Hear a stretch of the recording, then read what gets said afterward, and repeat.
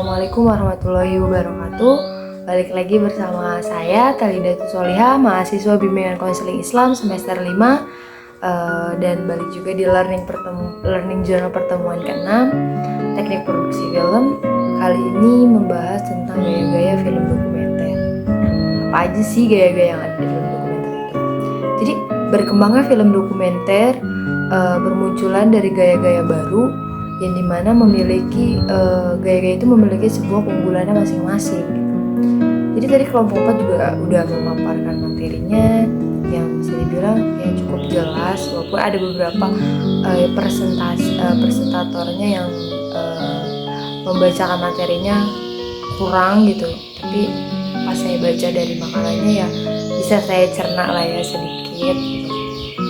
Walaupun tadi di kelas juga Bapak Adi nggak masuk, tapi tidak menghambat sebuah presentasi, tidak apa-apa. Jadi kali ini membahas tentang gaya-gaya film dokumenter. Pertama itu ada gaya ekspositoris. Gaya ekspositoris itu kayak sebuah pendekatan yang dimana memfokuskan pada penyampaian dan pada informasi pesan gitu kepada sebuah penonton, yang dimana melalui narasi yang diungkapkan secara langsung. Kalau expository itu ada juga yang kedua itu ada discrete cinema, yang dimana merupakan film dokumenter yang menggunakan gaya yang menggabungkan unsur natural dan spontan gitu. Jadi bisa dibilang kayak misalkan kayak ada adegan di pasar kayak gitu, ada orang lagi beli atau pedagang lagi ngangkut-ngangkut apa, jadi itu real aja gitu, langsung kayak benar-benar disorot gitu oleh kamera, dipertontonkan juga oleh penonton. Kenapa? Karena alurnya itu secara spontan aja gitu. Tapi di dalam gaya discrete cinema ini juga kita harus memiliki izin kalau mau di tempat-tempat kayak pasar atau tempat wisata segala macam yang kelihatannya spontan gitu, kita juga harus memiliki izin. Tapi jadi nggak sembarang ambil gambar aja. Jadi kayak Pak Bu gitu, kita mau ada acara syuting di pasar kayak gini, mau dengan kayak gini alurnya gini, dengan berjalannya ibu bapak jualan saja silahkan gitu. Kita hanya mengambil gambar dan ini untuk dijadikan sebuah film. Misalnya ada tuh ya kalau di sinetron kan biasanya kalau mau iklan gitu, atau mau jeda ke episode selanjutnya gitu, biasanya kan ada shoot jalan gitu tuh, shoot lagi di mana gitu, baru nanti mulai lagi filmnya. Nah, kayak gitu semacam itu kalau di sinema. Dia juga sama kayak sinema veritas. Sinema veritas itu berkembangnya di kota Perancis gitu. Nah, yang ketiga juga ada observasional itu merupakan gaya yang menekankan pada momen spontan, sama sebenarnya sama discrete cinema ini sama gaya-gayanya. Jadi tidak terulang sehingga terlihat natural, kayak ya udah berjalannya aja gitu. Ada kejadian berantem di pasar itu ya udah di ini aja, di shoot aja, walaupun udah izin ya juga mungkin ada penurunan barang di dalam pasar atau di mana. Jadi kejadiannya secara natural aja, secara spontan aja, nggak harus diulang-ulang gitu. Kayak memiliki momen dan pesannya juga yang pas gitu. Ada juga yang keempat itu partisipatornya itu kayak sebuah situasi kondisi yang mendekatkan sebuah kegiatan yang tergantung dari pembuatan film itu, jadi mana dari anggota yang pembuatan film ini berpartisipasi. Jadi dari gaya-gaya yang ekspositor, discrete cinema, observasional itu juga ada namanya partisipasi dalam pembuatan gaya film ini gitu, bentuknya seperti apanya gitu. Nah, ada juga yang kelima itu ada dokumenter puitis dan dokumenter reflektif. Nah, membuat film yang yang mengandung dan menyampaikan apa yang disampaikan dalam sebuah peristiwa gitu. Jadi kayak kejadian sejarah gitu, pasti ada satu pesan dan kesannya kan dari peristiwa tersebut gitu. Jadi penonton juga kayak dapet feel-nya juga gitu. Dan mengharapkan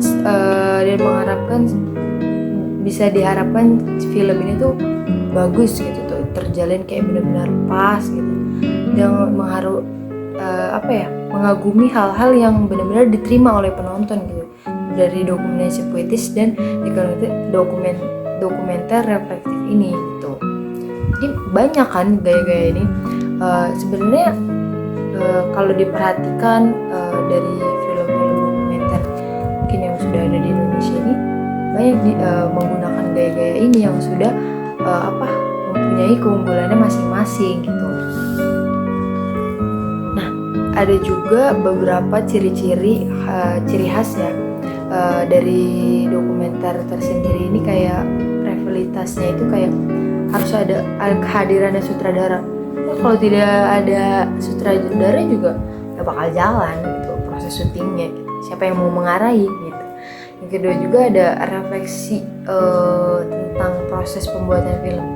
Jadi setiap pembuatan film pasti ada refleksinya tersendiri di dalam sebuah film itu sendiri. Yang ketiga itu ada kayak pemahaman tentang tentang subtekstualnya film ini gitu. Jadi harus dipahami juga tentang film ini seperti apa, alurnya seperti apa, baru tuh terjalan. Biasanya kan kalau pembuatan film ada proses reading dulu, proses kayak dia mengembangkan perannya dulu, baru kan nanti beberapa bulan selanjutnya dia baru proses syuting benar-benar langsung di lokasi gitu. Nah, adapun tema-tema dalam film dokumenter, di sini ada 7 tema ya. Film dokumenter tuh biasanya ada film sosial, ya kan? Ada film sosial ini biasanya kayak mendukung sebuah perhatian publik yang dimana berunsuran oleh sosial gitu. Terus ada juga politik juga mengenai sebuah atau mengangkat sebuah isu-isu yang dijadikan sebuah film yang dimana memberikan pendidikan bagi masyarakat, ya kan? Banyak kan sekarang, apalagi lagi zaman-zamannya politik sekarang gitu. Bisa juga capres sekarang dijadikan sebuah film kayak proses pemilihannya sampai beliau ini. Bisa, kenapa? Karena bisa menjadi pendidikan bagi masyarakat, bisa jadi gambaran juga buat anak-anak muda ke depan seperti apa gitu kalau film dokumenter tentang politik. Nah, ekonomi juga seperti itu. Banyak dari ekonomi, apalagi di Jakarta, ya nggak di Jakarta, misalnya banyak ekonomi yang kritis juga gitu, memfilmkan tentang sebuah ekonomi, pesatnya seperti apa gitu. Dan itu juga menjadi sebuah pelajaran juga, bakal ada pesan dan kesan dalam video itu gitu. Ada juga pendidikan, sejarah, dan biografi. Yang terakhir itu juga ada tentang alam. Jadi film dokumenter ini juga tentang alam juga, nggak yang tentang benar-benar politik aja, enggak, sama sosial enggak. Jadi tentang alam juga ada, tentang pendidikan ada. Jadi semuanya dikombinasi gitu. Semua tema punya maknanya tersendiri. Nah, tadi juga kelompok 4 ini mengambil resensi sebuah filmnya itu tentang Dear Nathan, yang Dear Nathan yang ketiga. Sendiri juga belum nonton kayak apa gitu. Ini mah yang tadi disampaikan oleh kelompok 4 ini, kalau dalam unsur BK-nya ya, yang berperan sebagai ceweknya ini ada satu artis. Dia ini emang membutuhkan sebuah layanan konseling yang benar-benar kayak urgent banget gitu tuh, kayak dia juga membahas tentang politik di sininya gitu. Ini film yang bergenre romantik gitu ya. Jadi lumayan ada pelajarannya juga di film Dear Nathan itu. Mungkin teman-teman yang nonton video aku boleh, yang belum nonton film Dear Nathan boleh ditonton. Mungkin cukup sekian learning journal pada hari ini. Sampai bertemu di learning journal selanjutnya. Kurang lebihnya mohon maaf. Wassalamualaikum warahmatullahi wabarakatuh.